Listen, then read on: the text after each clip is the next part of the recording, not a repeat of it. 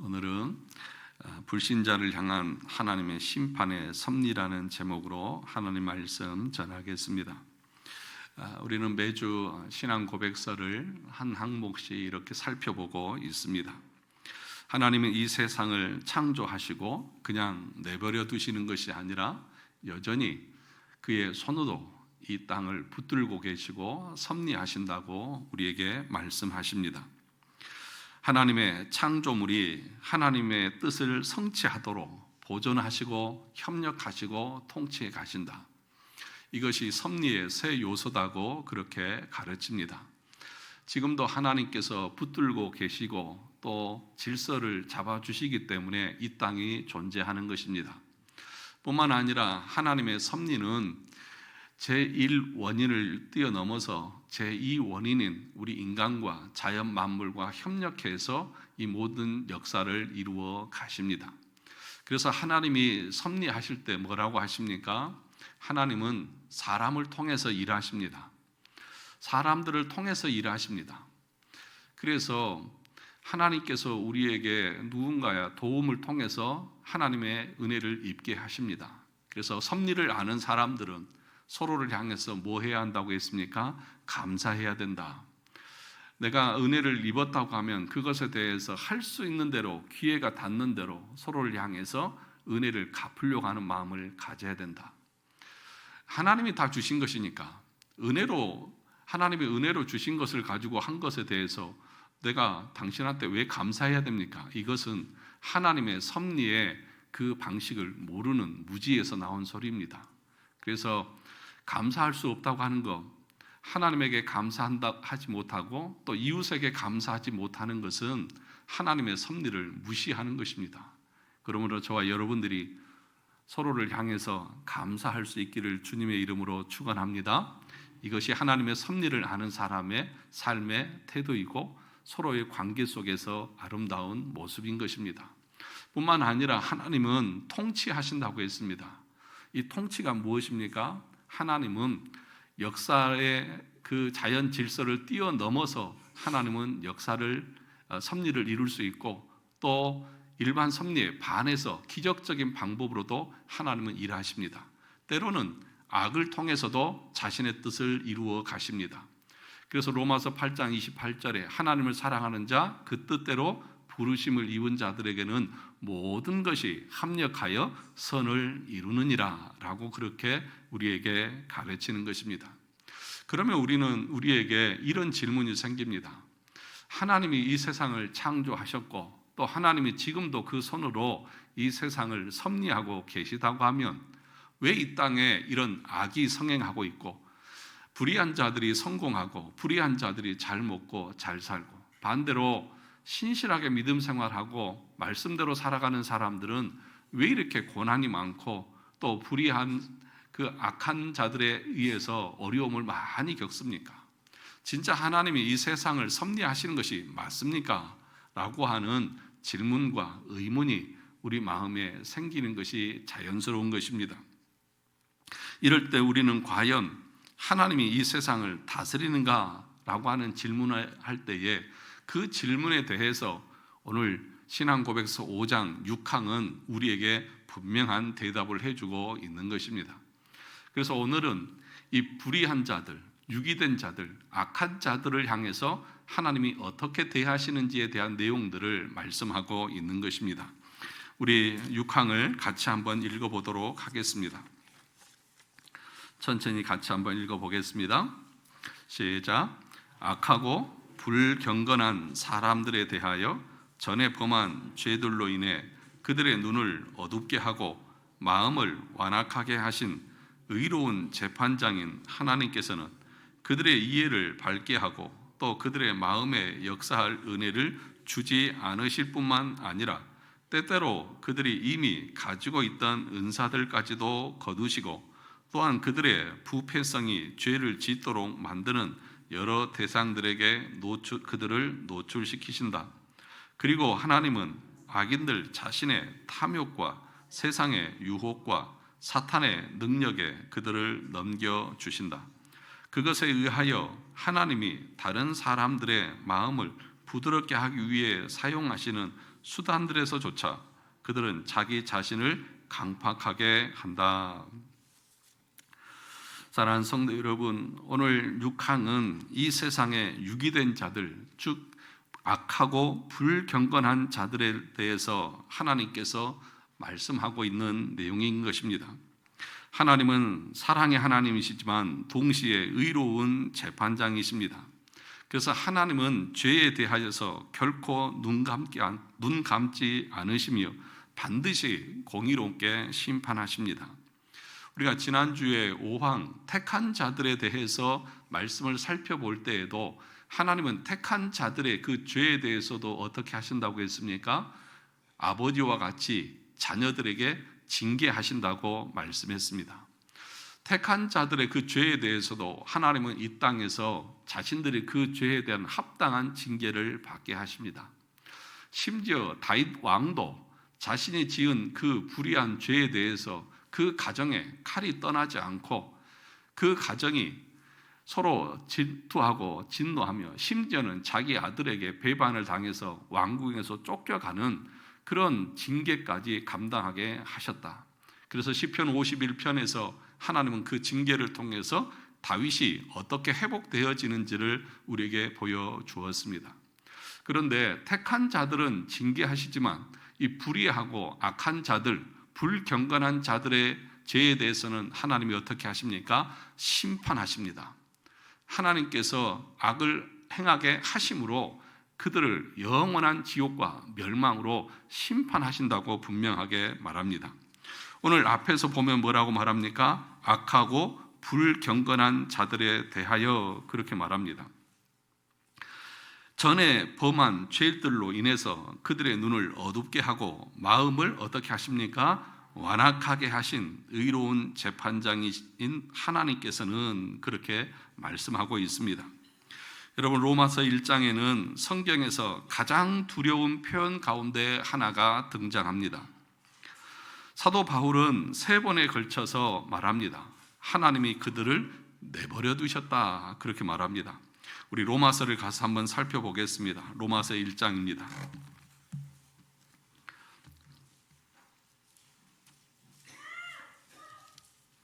로마서 1장 24절 말씀입니다.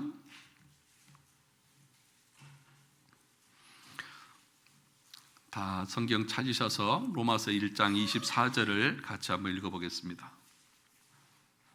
시작. 그러므로 하나님께서 그들을 마음의 정욕대로 더러움에 뭐하사 내버려 두사 그들의 몸을 서로 욕되게 하게 하셨으니 26절을 보겠습니다. 이 때문에 하나님께서 그들을 부끄러운 욕심에 뭐하사 내버려 두셨으니 곧 그들의 여자들도 순리대로 쓸 것을 바꾸어 영리로 쓰며 28절 보겠습니다.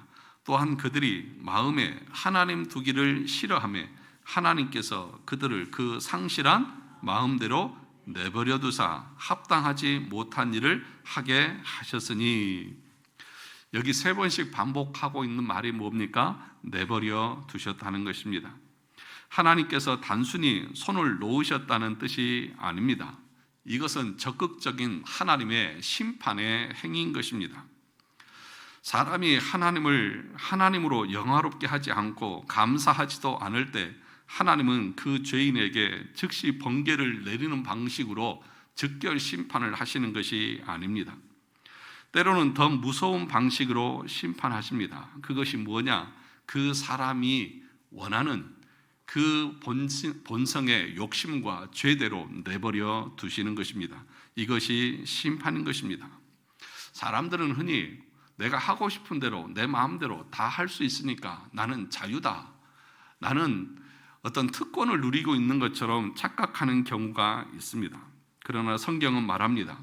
하나님 없이 원하는 대로 사는 것은 자유가 아니라 심판의 시작이라는 것입니다. 죄인이 받을 수 있는 가장 두려운 형벌 가운데 하나는 하나님께서 그래, 너 하고 싶은 대로 너 마음대로 살아봐라 라고 내버려 두시는 것입니다. 그것이 심판의 시작인 것을 사람들은 모르는 것입니다. 그렇게 되면 말씀이 들려도 더 이상 두렵지 않고 죄를 지어도 양심이 무뎌지고 회개의 기회가 와도 마음이 움직이지 않고 복음을 들어도 감동이 아니라 반감만 생기면서 하나님을 향해서 대적하는 그런 일들이 일어나는 것입니다. 데살로니가 후서 2장 11절 12절에서도 이렇게 말합니다. 이러므로 하나님이 미혹의 역사를 그들에게 보내사 거짓 것을 믿게 하심은 진리를 믿지 않고 불의를 좋아하는 모든 자들로 하여금 심판을 받게 하려 하십니다. 뭘 받게 하신다고요? 심판을 받게 하십니다. 그래서 진리에 대해서는 좋아하지 않습니다. 하나님의 참된 말씀은 듣기를 거부합니다. 그런데 뭐 좋아합니까? 악한 것, 불의한 것, 자기 욕망대로 살아가는 것은 좋아합니다. 그런데 왜 그러느냐? 하나님께서 그들을 그 악에 노출시키시고 내버려 두시고 그 본성대로 행하게 하심으로 그들이 그렇게 살다가 결국에는 하나님의 심판을 받게 하기 위해서라는 것입니다. 사랑하는 성도 여러분, 하나님의 심판은 단지 지옥에서만 시작되는 것이 아닙니다.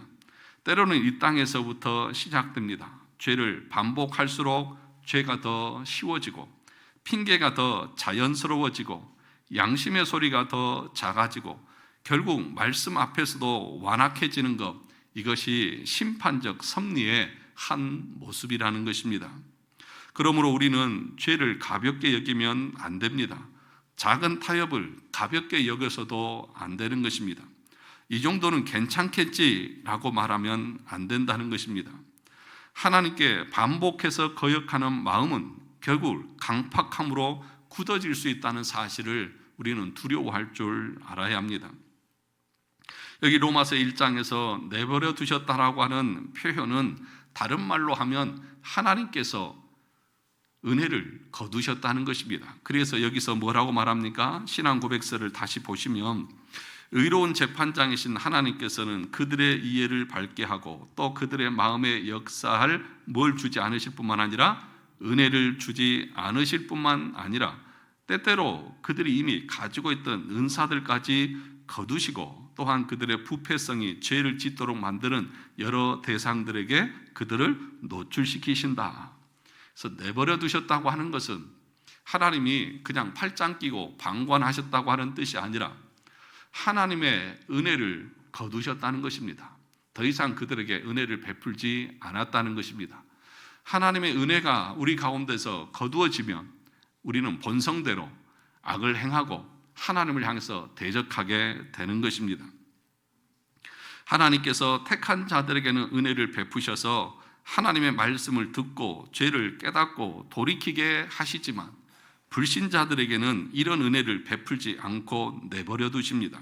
그러면 우리는 우리의 본성대로 악하게 되고 완악하게 되어져서 하나님께 반항하게 되는 것입니다. 오늘 로마서 1장에서 내버려 두셨다. 그래서 나타나는 현상이 무엇입니까? 그들의 마음의 완악함대로, 불의한대로, 더러움대로 여러 가지 악을 행하는 것들이 그 삶에 드러나고 있다는 것입니다. 성경에 이 가장 두드러진 예가 누구냐 하면 출애굽기에 나오는 바로입니다. 애굽왕 바로입니다. 우리 출애굽기 7장을 가서 보겠습니다.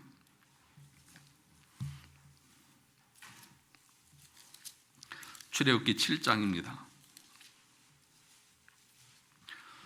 7장 13절 14절 보겠습니다.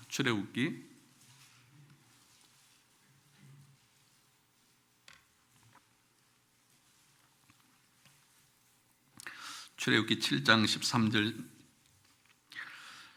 14절 같이 보겠습니다. 시작. 그러나 바로의 마음이 뭐하여져서 완악하여 그들의 말을 듣지 아니하니 여호와의 말씀과 같더라. 14절 여호와께서 모세에게 이르시되 바로의 마음이 완강하여 백성 보내기를 거절하는도다. 18장 15절을 보겠습니다. 8장 15절입니다. 시작. 그러나 8장 15절 그러나 바로가 숨을 쉴 수 있게 됨을 보았을 때에 그의 마음을 완강하게 하여 그들의 말을 듣지 아니하였으니 여호와께서 말씀하신 것과 같더라. 9장 12절을 보겠습니다. 9장 12절입니다. 시작. 그러나 여호와께서 바로의 마음을 완악하게 하셨으므로 그들의 말을 듣지 아니하였으니 여호와께서 모세에게 말씀하심과 같더라. 첫 번째 7장 13절 14절에서는 바로의 마음 상태를 객관적으로 말합니다. 바로의 마음이 어떠합니까? 완악하고 완강합니다. 또 18장 15절에서는 바로 자신이 자발적으로 자신의 마음을 완악하게 했다, 완강하게 했다, 그렇게 말합니다. 그런데 9장 12절에 와서는 여호와께서 바로의 마음을 완악하게 하셨다, 그렇게 말합니다. 그러니까 성경은 두 가지를 말합니다. 첫째는 바로 자신이 스스로의 마음을 어떻게 했다고요? 완악하고 완강하게 했다. 그런데 9장에 와서는 뭐라고 말합니까? 여호와께서 바로의 마음을 완악하게 했다. 인간의 마음과 하나님이 행하신 것이 동시에 지금 나타나고 있는 것입니다. 바로는 스스로 하나님의 명령을 거부했고 하나님은 그 거부에 대한 심판으로 바로의 마음을 더욱 굳어지도록 내버려 두신 것입니다. 즉 바로에게 아무런 긍휼이나 제어하는 은혜를 베풀지 않으시고 그가 자신의 교만한 본성대로 행당해서 결국에는 정당한 심판에 이르도록 철저하게 내버려 두셨다는 것입니다. 그래서 로마서에서 바울도 로마서 9장 17절 18절에서 이렇게 말했습니다. 성경이 바로에게 이르시되 내가 이 일을 위하여 너를 세웠으니 곧 너로 말미암아 내 능력을 보이고 내 이름이 온 땅에 전파되게 하려 함이라 하셨으니 그런즉 하나님께서 하고자 하신 자를 긍휼히 여기시고 하고자 하시는 자를 강팍하게 하시느니라. 하나님께서 이 땅에 악을 허용하시는 이유가 뭐냐? 허용하셨다고 하는 그 말 자체가 합당한 말은 아니지만 표현할 수 있는 말이 그거밖에 없어서 그렇게 말합니다. 그런데 그 허용이라고 하는 것은 단순한 방관이 아니라 악을 통하여서도 하나님은 자신의 뜻과 자신을 영화롭게 하는 도구로 사용하신다는 것을 말합니다. 뿐만 아니라 악이 마냥 커져가지 않도록 하나님은 제어하셔서 자신의 주권과 통치 아래 거하도록 하십니다. 여러분, 그래서 세상이 악이 만연한 것 같죠?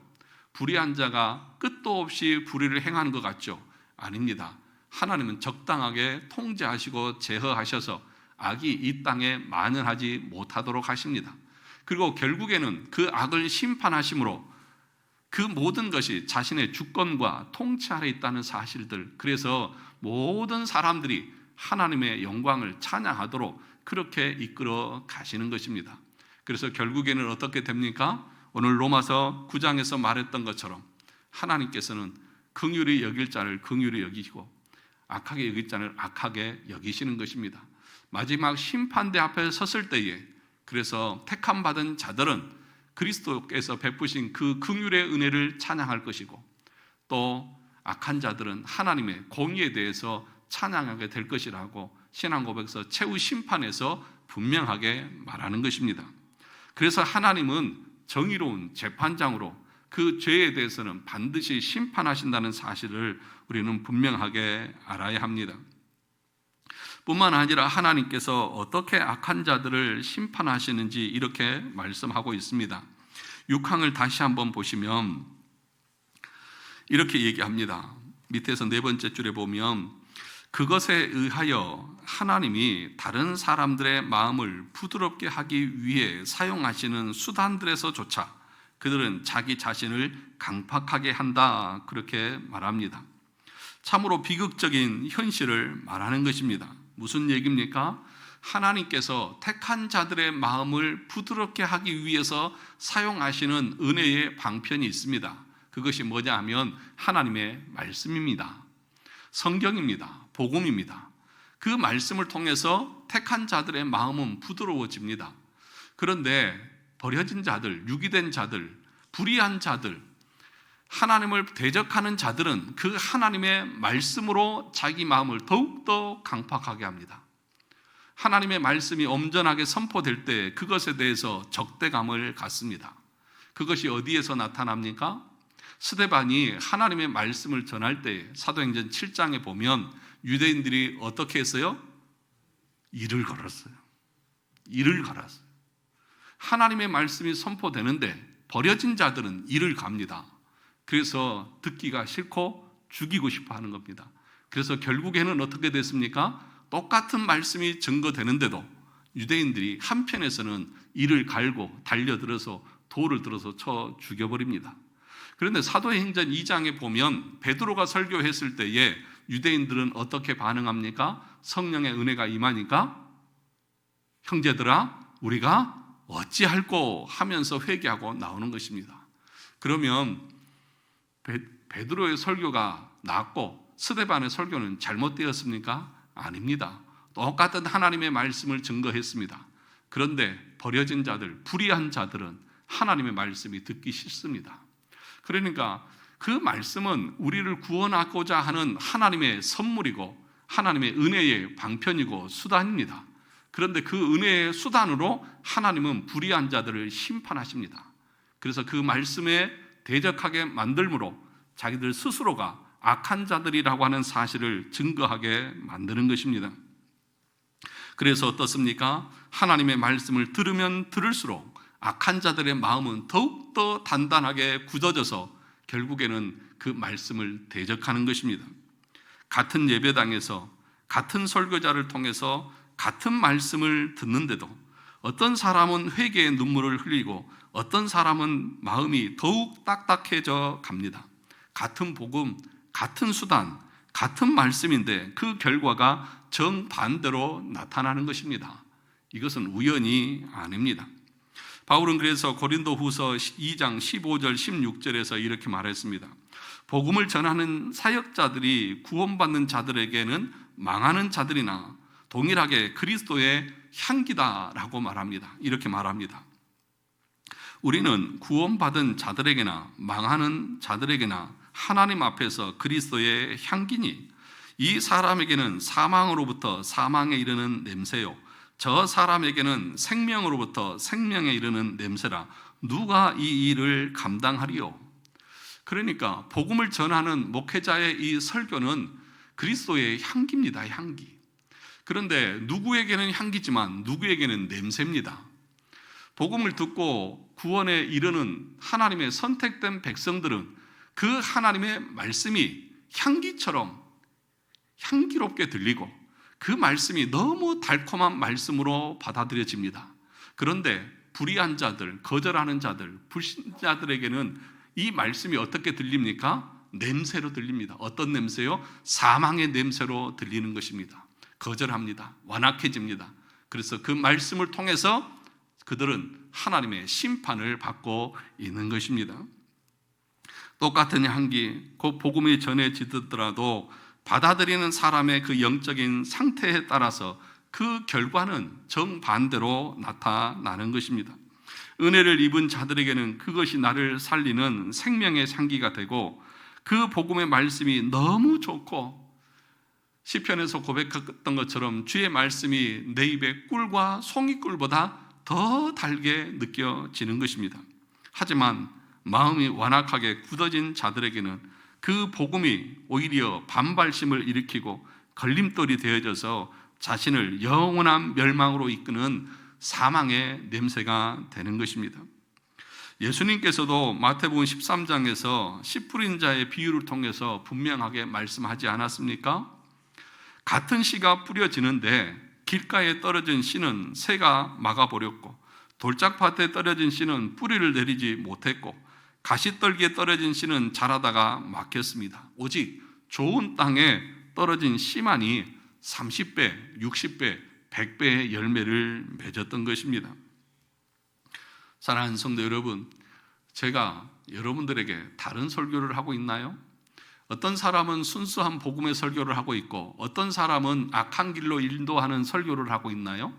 똑같은 설교를 하는데도 어떤 사람들에게는 감동이 되고 은혜가 되고 믿어지고 눈물이 나고 감사하고 어떤 사람은 듣기도 싫고 지루하고 왜 이렇게 설교가 길고 딱딱하고 그런 마음으로 받아들여진 이유는 무엇일까요?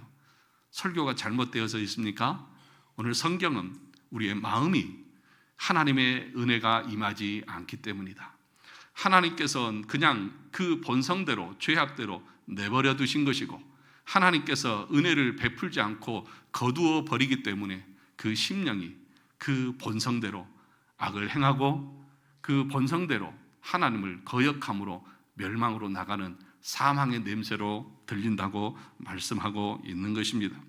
어떤 사람은 책망을 들을 때 마음이 찔려 돌이킵니다. 어떤 사람은 책망을 들을 때에 자존심만 상하고 마음의 문을 닫아버립니다. 어떤 사람들은 말씀을 듣고 주여 내가 죄인입니다라고 회개합니다. 어떤 사람들은 저건 나와는 상관없는 말이라고 마음의 문을 닫아버리는 것입니다. 왜 이런 차이가 생깁니까? 결국은 은혜의 차이인 것입니다. 하나님께서 부드럽게 하지 않으시면 인간의 마음은 결코 부드러워질 수가 없는 것입니다. 복음 자체는 거룩하고 복음 자체는 능력이고 문제는 우리 마음에 있다는 사실을 기억해야 합니다. 그러므로 여러분, 설교를 들을 때마다 여러분 이렇게 기도하시기 바랍니다. 주님, 이 말씀이 나를 강팍하게 하지 않게 해 주옵소서. 주님, 이 말씀이 내 기만 스치고 지나가지 않게 해 주옵소서. 주님, 내 안에 핑계가 아니라 회개를 주옵소서. 주님 말씀을 많이 들은 사람이 아니라 말씀 앞에 깨어지는 사람이 되게 해 주옵소서. 이 마음으로 하나님의 말씀을 들을 때에 우리는 기도해야 합니다. 여러분, 신앙생활을 오래 하고 말씀을 오래 들었다고 자동으로 안전해지는 것이 아닙니다. 오히려 신앙생활을 오래 하고 하나님의 말씀을 많이 들을 때에 오히려 우리의 마음이 무감각해지고 오히려 우리 마음이 더욱더 단단해져서 하나님의 말씀을 두려워하지 않고 회개는커녕 그것에 대해서 한 귀로 듣고 한 귀로 흘려버리는 그런 부작용들이 우리 가운데 있을 수도 있다는 사실을 기억해야 합니다. 반복해서 거절하고 말씀에 익숙해진 만큼 더 무뎌질 수 있다는 사실을 두려워할 수 있어야 한다는 것입니다. 여러분, 바로의 마음이 그랬습니다. 재앙을 봐도 돌이키지 않습니다.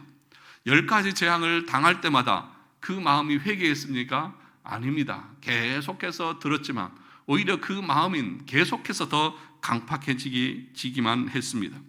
이스라엘 광야 세대도 그랬습니다. 기적을 보았지만 믿지 않고 오히려 그 마음이 더욱더 강팍해졌습니다.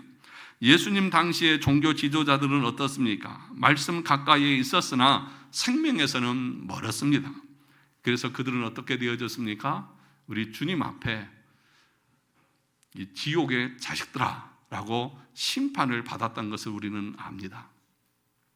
그리스도의 말씀을 들을 때에 그 말씀 앞에서 우리 자신을 돌이키지 않고 회개하는 마음이 없다면 그것이 곧 내가 하나님의 택한 자녀가 아니라는 사실을 내 스스로가 증거하고 있다는 사실을 기억해야 합니다.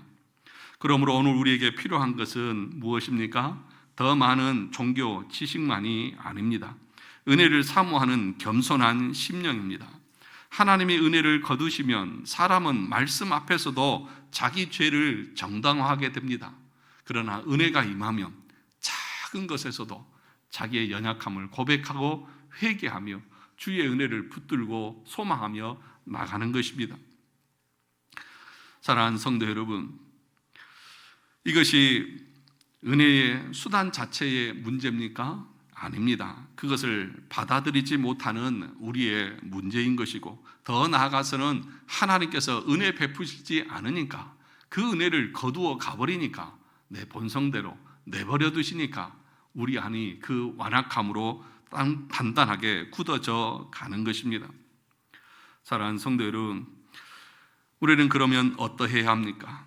하나님의 말씀이 선포될 때 그 말씀 앞에 상한 심령으로 애통하며 회개하고 계십니까?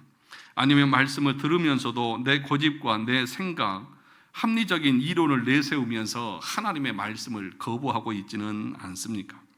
아무리 말씀을 드려도 무감각한 상태로 많이 들었다는 생각을 가지고 그 정도 설교는 저도 수없이 들어서 다 압니다. 그렇게 그냥 치부하고 넘기고 있지는 않습니까? 그래서 제일 위험한 사람들 중에 한 사람이 우리들입니다. 목사일 수 있고 장로일 수 있고 권사일 수 있고 제일 오래된 신자일 수 있습니다. 왜 그렇습니까? 다 안다는 것이죠. 내가 지금까지 다 들어봤다는 것이죠. 그런데 말씀에 대한 순종은 없고 회개의 삶은 없고 자기 존재에 대한 부정은 없습니다. 그래서 자기 의로 똘똘 뭉쳐 있을 수 있습니다. 그것이 하나님의 심판이라는 사실을 모르는 채 말입니다. 그러므로 여러분, 우리의 마음이 성령이 임하면 살과 같이 부드럽게 됩니다. 어린아이의 그 살처럼 부드럽습니다. 다른 말로 하면 겸손합니다. 자기 의가 없습니다. 자기 자랑이 없습니다. 오직 하나님의 은혜밖에 없습니다. 그것을 가지고 하나님 앞에 가는 것입니다. 오늘 오후 예배 시간에 마태복음 7장 21절 23절에서 하나님의 말씀을 우리가 들을 텐데 거기서 하고 있는 말씀이 그것입니다. 주여 주여 하는 자마다 다 천국에 오지 못한다. 그런데 그 사람들 중에 누가 있습니까? 주의 이름으로 권능을 행하고 귀신을 쫓아내고 수많은 봉사를 했습니다. 그런데도 주님 뭐라고 말합니까? 나는 도무지 너희를 알지 못한다 라고 그렇게 말씀하고 있습니다. 혹시 우리가 우리의 삶이 하나님 앞에서 그런 상태에 있지는 않습니까? 그리스도 앞에서 말씀을 들을 때에 그 말씀에 대한 두려움이 없습니다. 그 말씀에 대한 순종하고자 하는 마음도 없습니다. 그냥 한번 듣고 그것으로 끝입니다. 그리고 다음 주에 와서 또 듣고 그것으로 끝입니다. 그리고 나서 나는 주일 성수했고 나는 기도했고 나는 말씀대로 산다. 그런데 순종은 없고 성화의 열매는 없습니다. 그럴 때 주님 뭐라고 말합니까? 도무지 알지 못하노라 라고 우리에게 말씀하고 있는 것입니다. 히브리서 3장 7절에 8절에 보면 이렇게 말합니다. 오늘 너희가 그의 음성을 듣거든 광야에서 시험하던 날에 노하게 하였던 것 같이 너희 마음을 완악하게 하지 말라. 너희 마음을 뭐 하지 말라고요? 완악하게 하지 말라. 그러므로 사랑하는 성도 여러분, 매 예배 때마다 말씀을 읽을 때마다 기도할 때마다 성령님의 조명하심을 구하십시오. 하나님, 제 마음의 눈을 열어주십시오. 이 말씀이 제 안에서 살아 역사하게 해 주십시오. 은혜의 수단 앞에 내 마음이 항상 부드럽게 하나님의 말씀에 순종할 수 있는 은혜를 주옵소서. 여러분, 겸손한 마음으로 하나님의 말씀을 들을 수 있기를 바랍니다. 하나님이 교만한 자를 물리치시고 겸손한 자에게 은혜를 주신다고 했습니다. 하나님의 말씀을 듣는 것으로만 끝이지 않고 순종함으로 나가십시오. 야고보서 1장 22절에 보니까 너희는 말씀을 행하는 자가 되고 듣기만 하여 자기를 속이는 자가 되지 말라고 말씀하고 있습니다. 하나님의 말씀을 듣고 한 주간 순종하는 것이 아니라 듣고 끝나버리면 그것은 자기를 속이는 것입니다. 자기를 속인다고 하는 것은 그 심령은 그리스도와 연합되어 있지 않다는 것을 말하는 것입니다. 거울을 보고 자기 얼굴이 어떠한가를 보고도 고치지 않고 그냥 가버리는 것과 똑같습니다. 거울을 왜 봅니까? 거울아 거울아, 이 세상에서 누가 제일 예쁘냐? 그거 물어보려고 거울 보십니까? 내 얼굴이 어떻게 생겼는지, 내 머리가 정리가 잘 되었는지 그걸 보고 잘못되었으면 고치기 위해서 거울 보는 것 아니겠습니까? 하나님의 말씀을 왜 읽고 하나님의 말씀을 왜 듣고 예배는 왜 나오십니까? 설교는 왜 듣습니까? 그 말씀을 듣고 내 삶을 하나님의 말씀으로 새롭게 세우기 위해서 우리가 말씀을 듣는 것 아닙니까? 순종이 없고 실천이 없다고 하면 그 말씀이 무슨 의미가 있느냐는 것입니다. 사랑하는 성도 여러분, 신명기 10장 13절에서 내게 명하는 그 모든 것은 누구를 위한 것이라고요? 우리의 행복을 위한 것이다. 너의 행복을 위해서 그리스도께서 오늘 또 말씀하고 계시는 것입니다. 사랑하는 성도 여러분, 불신자들은, 불의한 자들은 이 은혜의 수단도 마음을 더욱더 굳게 하고 단단하게 해서 자기가 하나님 앞에 버려진 유기된 자들인 것을 스스로가 증명합니다. 그러나 선택된 하나님의 백성들은 그 말씀 앞에 겸손하고 그 말씀 앞에 순종하고자 하는 그 말씀을 기뻐하고 사모하고 그 말씀을 꿀과 송이보다 더 단 향기로운 냄새로 향기로 맡습니다. 사랑 우리 모든 성도들이 하나님의 말씀 앞에 이렇게 택한 자들로 겸손하게 순종하는 그런 은혜가 있기를 주님의 이름으로 축원합니다.